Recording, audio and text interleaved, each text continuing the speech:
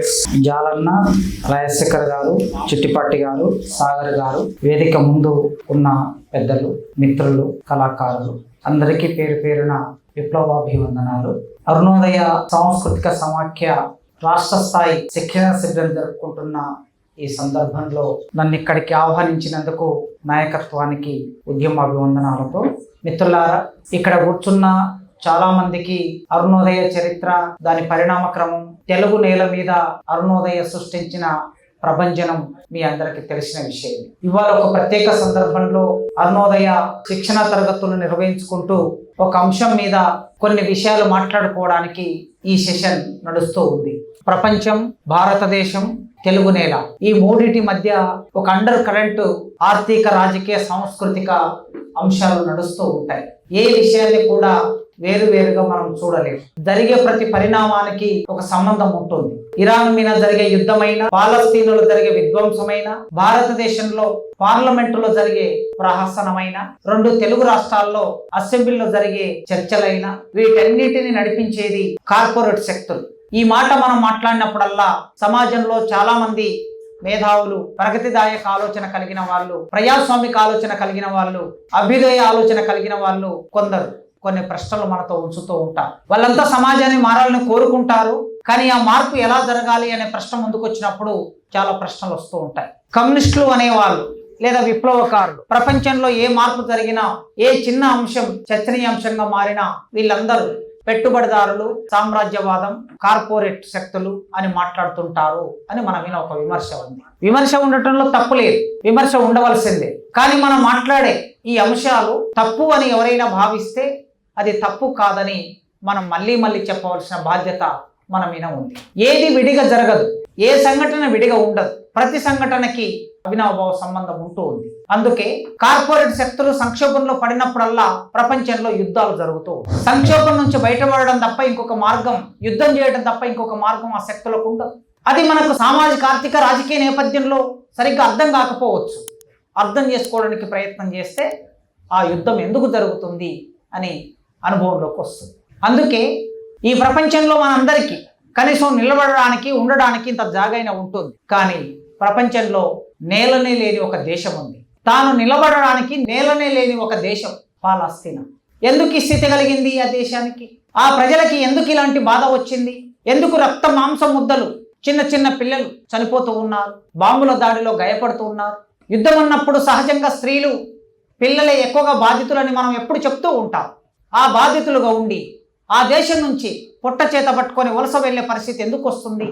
పాలస్తీనా అనే దేశం ఒక 80 లక్షలు కలిగిన మీ రాష్ట్రంలో బహుశా విశాఖపట్నం, బెజవాడ, ఒక 2-3 నగరాలు కలిపితే ఉండే జనాభా, హైదరాబాదు నగరం అంత జనాభా కలిగిన దేశం ఇజ్రాయెల్.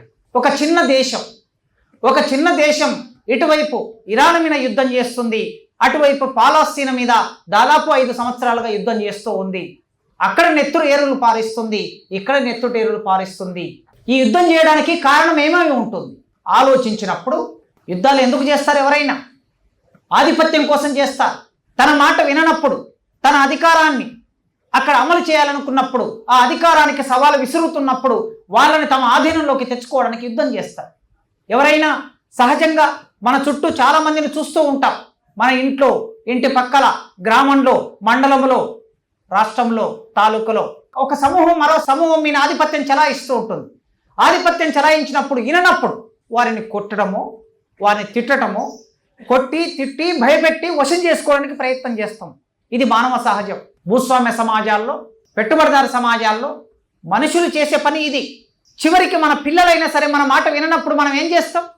గట్టిగా బెదిరిస్తాం. బెదిరించినప్పుడు కూడా వినలేదనుకోండి, ఒక దెబ్బ కొడతాం.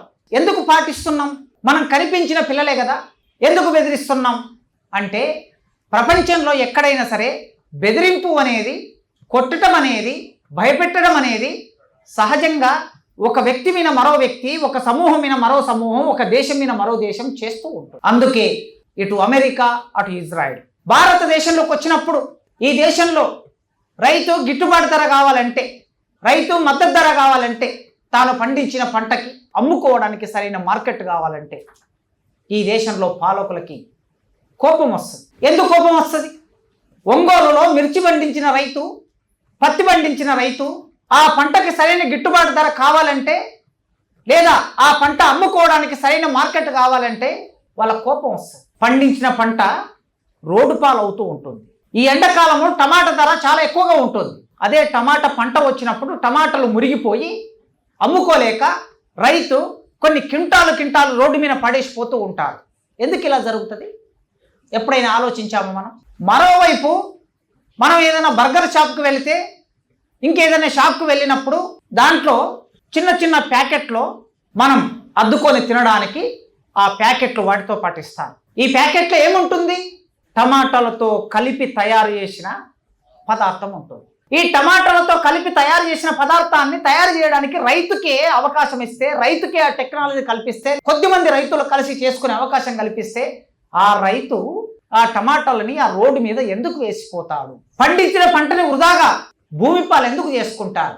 ఇలా మనం ప్రశ్నలు వేసుకుంటే సరిగ్గా కార్పొరేట్ శక్తులు, పెట్టుబడిదారి సామ్రాజ్యవాదం ఈ దేశంలో ఉండే ప్రతి అంశానికి కారణమవుతుందని మనకు అర్థమవుతుంది. వాళ్ళు ప్యాకెట్లో తయారు చేసేది ఎవరు? ఒక రిలయన్స్ కంపెనీ వాడు, ఒక అంబానీ వాడు, ఒక అదానీ వాడు, లేదా అమెరికాలో ఉన్న కంపెనీ, ఇంకో దేశంలో ఉన్న కంపెనీ. వాళ్ళు ప్యాకెట్లు తయారు చేసి మనకు అమ్మాలి, మనం కొనుక్కోవాలి. వాళ్ళు మనకు అమ్మాలి, మనం కొనుక్కోవాలి, మన డబ్బులు వాళ్ళకి వెళ్ళాలి. అంటే ఇక్కడ రైతులు తాము పండించిన పంట సరిగ్గా లేకుండా ఆ పంటని రోడ్డు పాలు చేసుకోవాలి. ఎవరి ప్రయోజనాల కోసం? ఎప్పుడైనా కడుపు బండి రోడ్డు మీదకి వచ్చామనుకోండి, మా పంటను కొనట్లేదని రోడ్డు మీదకి వచ్చామనుకోండి, అప్పుడు ప్రభుత్వం దిగుతుంది. ఎవరి వైపు దిగుతుంది? అడిగిన రైతుకి న్యాయం చేయడం కోసం మన వైపు కాదు ప్రభుత్వం ఉండేది.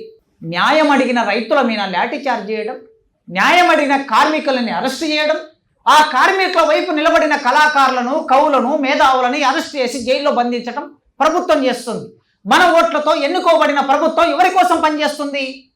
ఆదాని కంపెనీకి వ్యతిరేకంగా మనం గొంతెత్తుతే, అంబానీ కంపెనీకి వ్యతిరేకంగా మనం గొంతెత్తుతే వాళ్ళను రక్షించడం కోసం ప్రభుత్వం ఇక్కడ వచ్చి నిలబడుతుంది. ఇవాళ ప్రభుత్వమైనా గత ప్రభుత్వాలైనా సూపర్ మార్కెట్లు ఎందుకు వచ్చాయి? ఈ సూపర్ మార్కెట్లో ఏమమ్ముతున్నారు? రిలయన్స్ మార్కెట్ ఎందుకు వచ్చింది? వీటిలో ఏమమ్ముతున్నారు? కూరగాయలు ప్యాకెట్ చేసి అమ్ముతున్నారు. పప్పు దినుసులు, అన్ని రకాల దినుసులు. ఇక్కడ చాలామంది 60 ఏళ్ళు 70 ఏళ్ళు ఉన్న వాళ్ళు కూడా ఉన్నారు, పెద్దవాళ్ళు కూడా ఉన్నారు. మీ అనుభవంలో ఉండి ఉంటుంది. ఎప్పుడైనా ఒక పెద్ద సూపర్ మార్కెట్కి వెళ్ళి కొనుక్కొని వచ్చారా మీరు? లేదే. మన ఊళ్ళో మనం పండించుకున్న పంటనే పత్తి చేను వేస్తాం, పత్తి చేను మధ్యలో ఒక కందిసాల వేస్తాం, పత్తి చేను మధ్యలో ఇంకొక పెసరసాల వేస్తాం. వాటి నుంచి వచ్చినటువంటి తీసుకొని మన ఇంట్లో పెట్టుకొని వాటిని పప్పు దినుసులుగా వాడుకున్నాం. కానీ ఇవాళ కూరగాయలు, పప్పు దినుసులు అన్నీ కూడా మార్కెట్ సప్లై చేస్తుంది, రైతు చేతుల్లో లేదు. వేల ఎకరాల భూములు కొని ఆ భూముల్లో కూరగాయలు పండించి వాటిని నేరుగా అక్కడి నుంచి తీసుకొచ్చి షాపుల ద్వారా మనకు అమ్ముతున్నారు. మరి అప్పుడు సామాన్యుడైన రైతుకి గిట్టుబాటు ధర ఎలా వస్తుంది? ఇది ప్రశ్న. కనుక కార్పొరేట్ శక్తులు అంటే ఎవరు? కార్పొరేట్ శక్తులు అంటే పెట్టుబడిదారులు. ఈ పెట్టుబడిదారులు తమ వస్తువుల్ని అమ్ముకోవడం కోసం ఈ ప్రపంచాన్ని అంతా తమ చేతుల్లోకి తీసుకుంటారు.